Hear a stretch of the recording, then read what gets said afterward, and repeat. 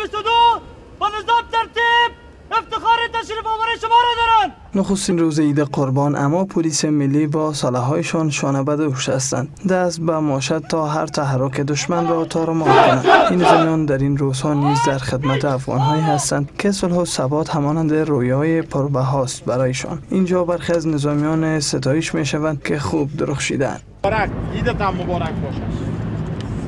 افغانستان مبارک، مبارک باشد. مبارک باشد. ما شما با دو رویداد بسیار مهم روبرو هستیم و دو برنامه بسیار بزرگی میگیره ما شما پیش روی داریم.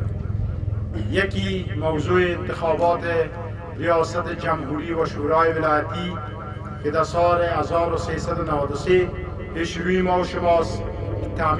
تامین امنیتی از این جزء وظایف نیروهای امنیتی و پلیس افغانستان است. معین ارشد وزارت امور داخله در این سفر می‌کوشد تا نظامیان قطعه ویژه پلیس را بررسی کرده و از آنها ستایش کند. در مسیر راه دوربین تصویربرداری ما حکایت از خودکفایی نیروهای هوایی افغان دارد که مستقلانه تا حد چرخبال‌ها را به پرواز در می‌آورند. پس از نیم ساعت وارد فرماندهی 333 نیروهای ویژه پلیس مقیم ولایت لوگر می‌شویم و معین ارشد امنیتی قطعه را معاینه می‌کند. در میان سربازان راستقامت مردان نیز حضور دارند که اعضای بدنشان را در دفاع از حریم افغانستان از دست دادند.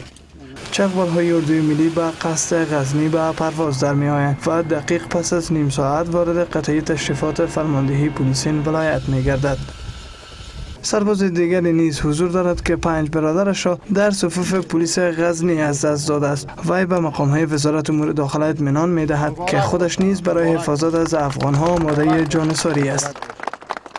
زه د وطن به خدمت لپاره بیا افتخار کوم، بیا سرکوبان ته ولاړ یم حاضر یم. نیروهای امنیتی افغان در حال حاضر بیش از 90% مسئولیت‌های امنیتی را تکمیل کردند و انتظار می‌رود با آغاز سال 2014 میلادی تمام این مسئولیت‌های امنیتی را عهده‌دار شوند. اما تجهیز نامناسب این نیروها هنوز هم نگران کننده به نظر می‌رسد.